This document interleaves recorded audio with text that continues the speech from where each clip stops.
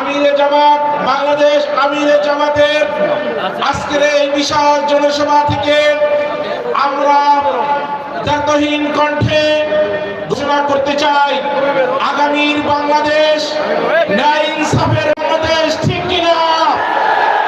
আগামী বাংলাদেশ 10 দলের গাইবান্ধার 5টি আসনে দাঁড়িপাল্লা মার্কাকে জয়যুক্ত করে এই বাংলাদেশে ইসলামী কল্যাণী রাষ্ট্র, ঠিক কিনা?